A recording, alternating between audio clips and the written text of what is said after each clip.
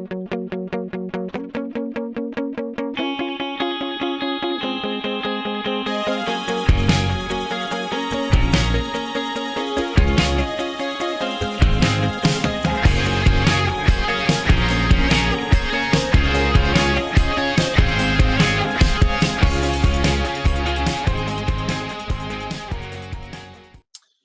I'm Dr. Otto Janke, and welcome to the Chiropractic Research Reports, brought to you by the New York Chiropractic Council as part of our outreach to you doctors of chiropractic to, one, keep you informed about latest research, two, help you to be able to utilize that research with your practice members, and three, ultimately become even better docs. Today we're going to talk about forward head posture. Forward head posture. I don't know about you, but in my practice, I've seen more and more people with more and more forward head posture. A quick 27 years in practice, and I've seen people who rarely had it to now it is a common attribute of people. I was looking for the research as to what is the prevalence now. Couldn't find great numbers for you. In my practice, I would say easy 50, 60%. That's a ballpark number. I have nothing to stand on except for what I see in my practice. Maybe you see more, maybe less. And how many of you go into schools and do posture exams or scoliosis checks for the schools? I think the statistics are that approximately 3.2 to 2.8% of girls and boys respectively have a scoliosis. But how many kids are carrying that head forward now? Astronomical amounts. I'll put the research up here so you can always get it if you want to. Some just fun stuff on forward head posture. Surgeon's neck posture during spine surgeries, the unrecognized potential occupational hazard. We see people we can tell you what your job is and what your forward head posture is going to be like, or what your posture is going to be like. Surgeons' forward head posture is frequently caused by a compromise between the need to perform surgery with hands without elevating the arms and simultaneous control of gaze at surgical field. The usage of microscope, they say, has helped out. What they're talking about is that could their arms, shoulders, hands fatigue or become less sensitive? As doctors of chiropractic, the intricacies of these wonderful machines, these tools that we call our fingers and hands, absolutely essential. And as a surgeon doing surgery, you'd want them to be absolutely great too. How about this one? Playing-related injuries and posture among saxophonists. Saxophonists in this survey experience high prevalence of, they call it playing-related musculoskeletal disorders. Playing-related musculoskeletal disorders, especially of the wrists, neck, mouth, and jaw. We'd expect that.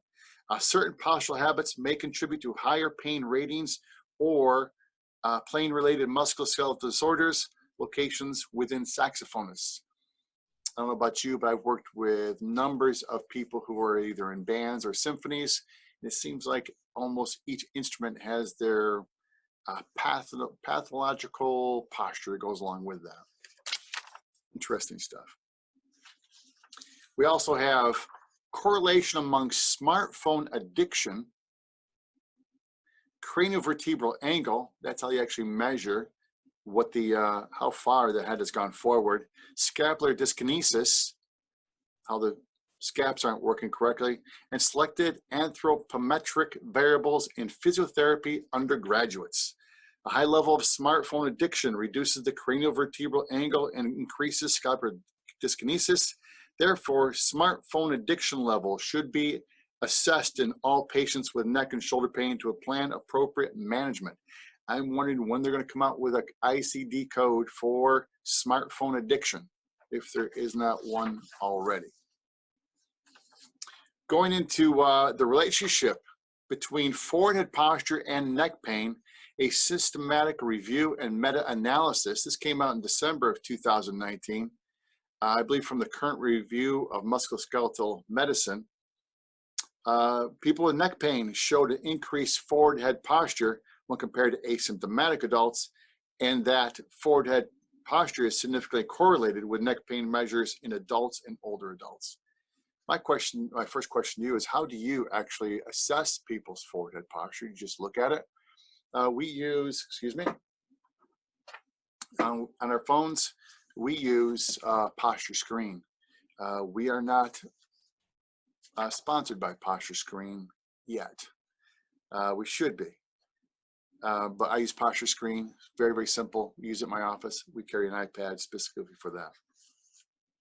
Great study from Kapanji in the Physiology of the Joints, Volume 3. This is where the statistics come from. For every inch your head moves forward, it gains 10 pounds in weight as far as the muscles in your upper back and neck are concerned, because they have to work that much harder to keep the head from dropping onto the chest. This also forces the suboccipital muscles that raise the chin to remain in constant contraction, putting pressure on the 3 suboccipital nerves. This nerve compression may cause headaches at the base of the skull. Amazing also from Rene Callier, the great Rene Callier. Head in forward posture can add up to 30 pounds of abnormal leverage on the cervical spine. This is done from some years ago, decades ago. In my practice using the Posture Screen, we see it is absolutely much, much more than that. This can pull the entire spine out of alignment, and forward head posture may result in the loss of 30% of vital lung capacity. We bring that up because of this from Cephalgia in 2009. Furthermore, the current study demonstrated a strong association between increased forward head posture and decreased respiratory muscle strength in the neck patients. Amazing. So now there's going to see at your patients, our patients don't breathe as well. Maybe they decrease the capacity to breathe. Amazing stuff. Now, if the next 2 studies you should have in your war chest of information. The Journal of the American Geriatric Society from 2004, from Cato, K-A-D-O, I'll put it right there, typically called the Rancho Bernardo study, again from 2004. The objective of the study was to determine the association between hyperkyphotic posture and the rate of mortality and cause-specific mortality in older persons. Hyperkyphotic posture, defined as requiring, and they would put pieces, they put blocks behind people's heads as they were laying down on their back. And they would measure how many blocks you needed to have your head supported. Well, you and I, in best postural shape, we should be able to have our head actually laying right down. Many of these people could not. It was more common in men than women, 40% versus 22% for women. In age and sex adjusted analyses, persons with hyperkyphotic posture had a 1.44 greater rate of mortality. These people are going to die more because, well, with the forward head posture. They didn't say because, but in cause-specific mortality analysis, hyperkyphotic posture was specifically associated with an increased rate of death due to atherosclerosis. Atherosclerosis. I'll put it right here for you. Atherosclerosis. In cause-specific mortality analysis, hyperkyphotic posture was specifically associated with an increased rate of death due to atherosclerosis. These people's bodies, their organs and arteries, grow older faster.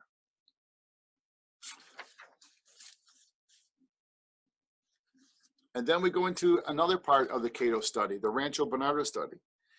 Cato did a number of studies off of taking the analysis of this group and the different study for each thing they found.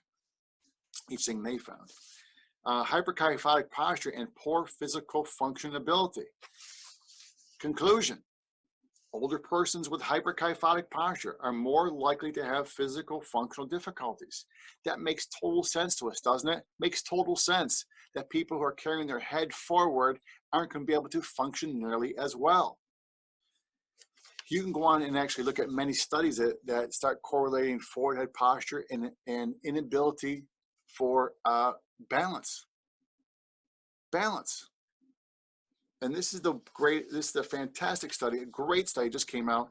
I had the opportunity to interview this doc a couple of weeks ago for another one of my podcasts, and he has spoken for the New York Chiropractic Council at our yearly convention. Dr. Deed Harrison, one of the top 10 published authors in researchers in chiropractic.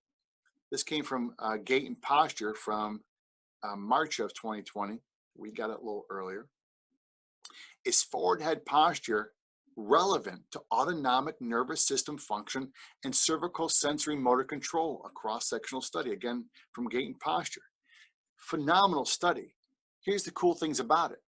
They took young men, young asymptomatic men, and put them in two groups. One is forward head posture as measured by the craniovertebral angle, and ones who had forward head posture and ones who did not.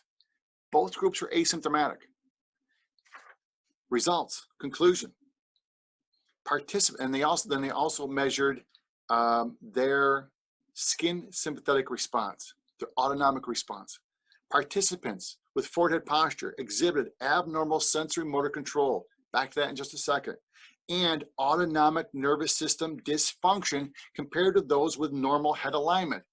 They're showing that people who have their head forward, regardless of any kind of aches or pains they may have, are going to have abnormal autonomic nervous system function. They do not work as well. Their nervous system is not working as well. Important stuff. And then with the cervical sensory motor control, they did eye tracking. And they found that the group with the forward head posture actually had about a 30% decrease in their eye tracking. Now imagine this. Imagine if you're an athlete, I want to be able to pick up the fastball versus the slider. If I'm trying to catch a ball, see where the puck is going, trying to get to the soccer ball and seeing where it's going and trying to kick it.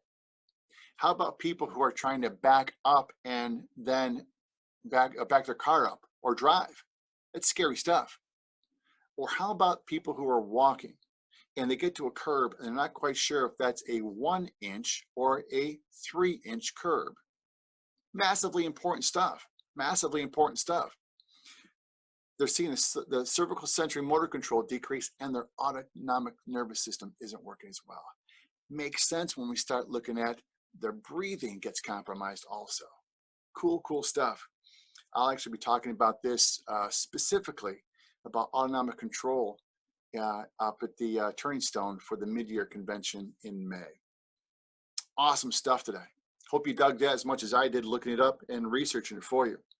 Any questions or comments, please forward them to the New York Council. Their site is nycouncil.com.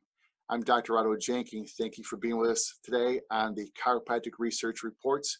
We will see you next time. Have a great day.